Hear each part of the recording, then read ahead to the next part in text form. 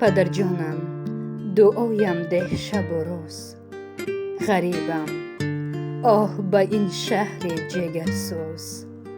نباشیم در نماز یک جایه با هم، کجا سوز و کجا راز و کجا سوز. مرا نزد پدر بر ای خداوند، که باشم میوه آن مهر پیوند.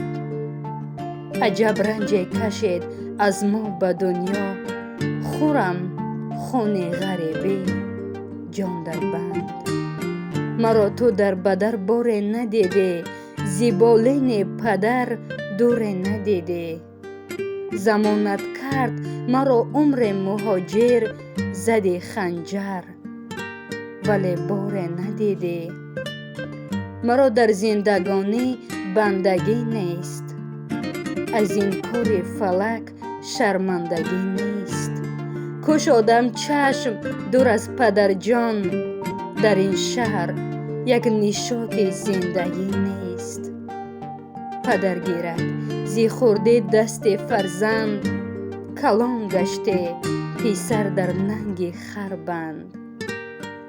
دعاگو بود پدر هر صبح و هر شام، شده اکنون کلان رفته جگر بند. اگر داری پدر پندم تو گوش دار، سخنهای مرا در گوش هوش دار. مباش از مردم نامرد به هر در، تو فرزند حقیقی پشت پوش باش. ایا چرخ فلک دوران مزن باز، بگیریم نزد خالق تو با راز.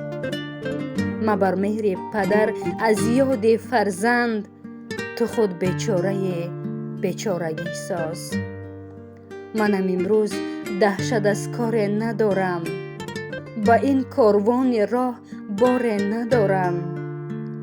دعایم گو پدر جان از دل و جان، در این شهر غریب حال ندارم.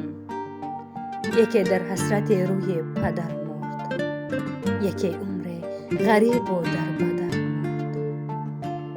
یکی با خاک و خون آلوده غم، یکی همچو خیال با